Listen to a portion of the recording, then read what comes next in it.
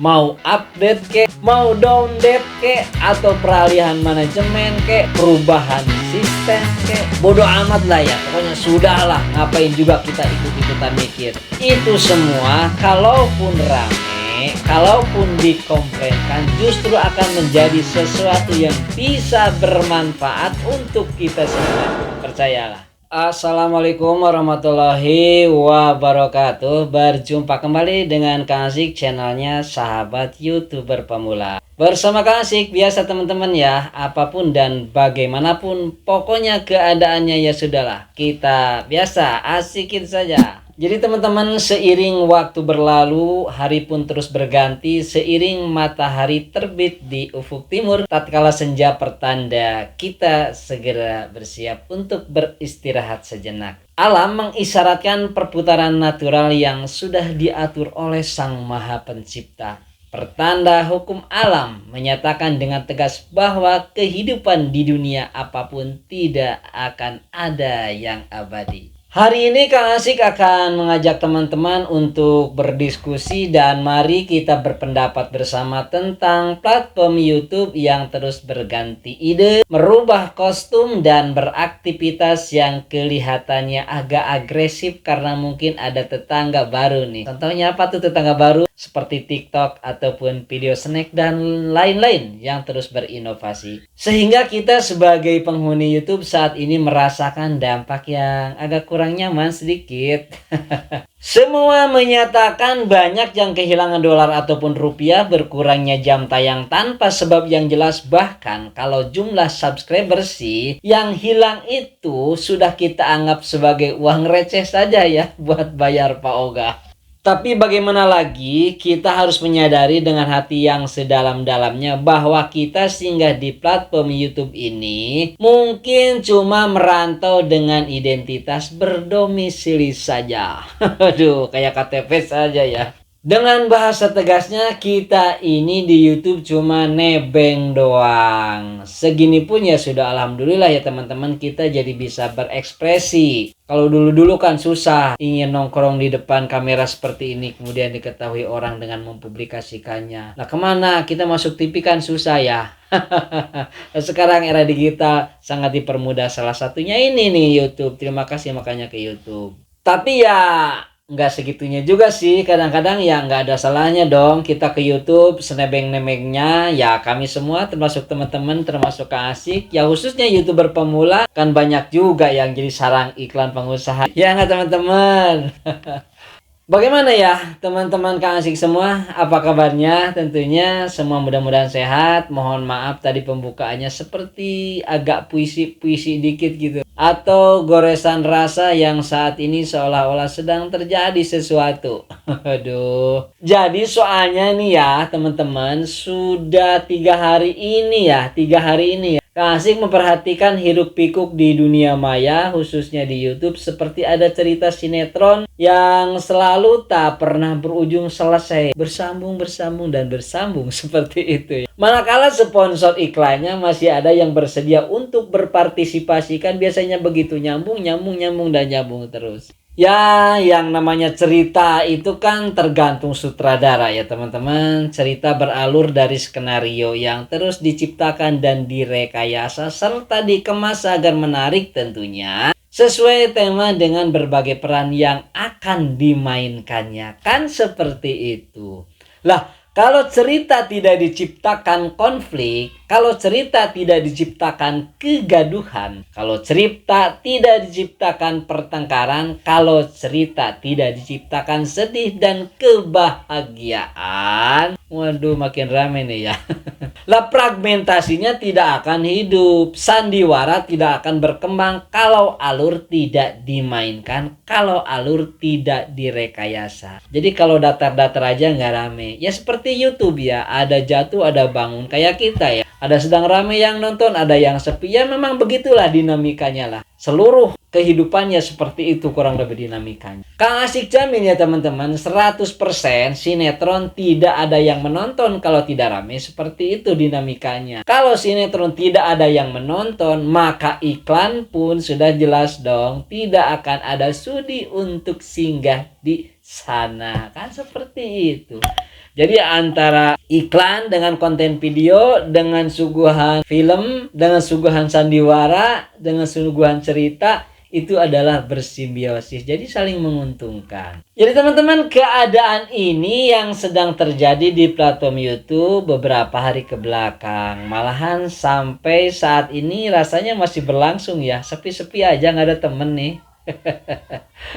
Semua pokoknya di sana sini para kreator saling bertanya, saling koreksi, saling bertukar pikiran dalam kebingungan massal sepertinya. Dan kalau menurut bahasa kerennya, hal ini adalah telah menjadi isu yang kompleks, telah menjadi isu yang universal, telah terjadi isu yang umum. Sehingga kelihatannya hal ini bukan saja telah membuat lumpuh kegiatan para YouTuber pemula saja teman-teman. Akan tetapi juga para YouTuber yang jam tayangnya sudah lama pun mengalami keadaan yang sama dengan kita-kita YouTuber pemula.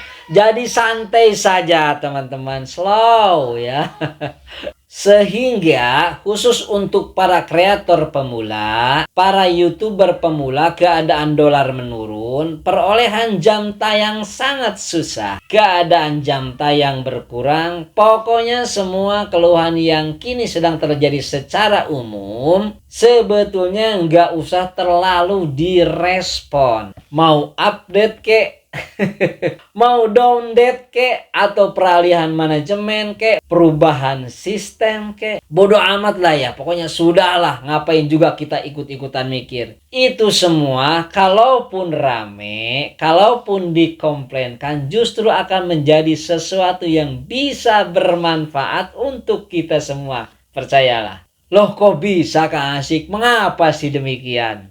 Jadi baiklah teman-teman, tadi Kang Asik bilang juga marilah kita berdiskusi, marilah kita bertukar pendapat, sharing ya di sini. Ini kan hanya pengamatan Kang Asik yang selama ini Kang Asik amati. Kang Asik sudah berapa hari ya nggak ngonten, udah 4 hari. Jadi memang badannya kurang fit teman-teman.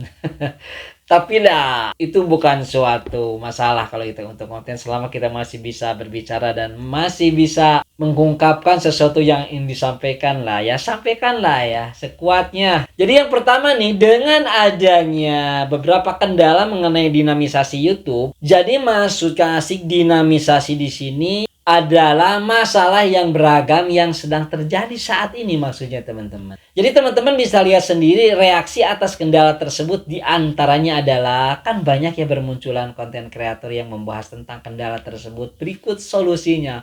Jadi masing-masing punya argumentasi ya enggak? Masing-masing punya alasan dan masing-masing punya ide untuk menyampaikannya. Jadi pokoknya rame lah. Dan tutorialnya, pembahasan ini walaupun sama ya misalnya judulnya ya mirip-mirip, akan tetapi teman-teman pasti akan berbeda dalam hal pembahasannya. Sehingga video di YouTube akan semakin padat dan lengkap. Ini yang YouTube harapkan. Kemudian teman-teman yang keduanya adalah dari beberapa kreator tidak akan mengambil langkah diam. Ya, termasuk teman-teman, mungkin termasuk Kang Asik, termasuk semua. Jadi dengan keadaan tidak nyaman ini tentu dong sedikitnya ada usaha. Jadi dengan permasalahan yang terjadi maka kreator akan mengambil langkah dan cara penyelesaiannya masing-masing. Alhasil apabila dari usahanya berhasil dan sekiranya bermanfaat untuk orang lain, untuk diri sendiri khususnya, maka dijamin mereka akan mengupload videonya di channelnya masing-masing dan ini akan menjadi aset YouTube sebagai tutorial yang bermanfaat tentunya bagi penontonnya. Selanjutnya teman-teman, traffic di YouTube seiring dengan keadaan seperti ini akan lebih aktif dan lebih luas. Sebab para konten-konten kreator masing-masing akan lebih proaktif pula untuk mencari rujukan sesuai dengan permasalahan yang mereka miliki masing-masing. Sehingga dengan sendirinya interaksi di antara mereka, kuantitasnya atau jumlahnya akan semakin meningkat. Dan keadaan seperti ini yang memang YouTube harapkan pula. Sehingga penghasilan dolar dan rupiah perputarannya atau sirkulasinya semakin luas dan semakin cepat. Karena bagaimanapun yang namanya YouTube Kang Asik rasa adalah sebagai strategi dengan menerapkan berbagai bisnis pula di dalamnya. Selanjutnya teman-teman, ketika kebijakan 500 subscriber dan 3000 jam tayang oleh YouTube diluncurkan bagi kreator untuk monetisasi, sebenarnya ini adalah seperti dua buah mata uang yang sama-sama dibutuhkan. Pertama, untuk membackup dan mengimbangi platform video tetangga yang tadi Kang Asik sebutkan ya, seperti TikTok atau Video Snack dan lain-lain, yang terlihat semakin kencang larinya untuk mengimbangi YouTube. Dan yang kedua teman-teman, kebijakan ini adalah untuk memacu semangat para kreator YouTube, khususnya bagi pemula yang belum monetisasi tetapi sudah mulai loyo. Kayaknya YouTube ngintip juga nih.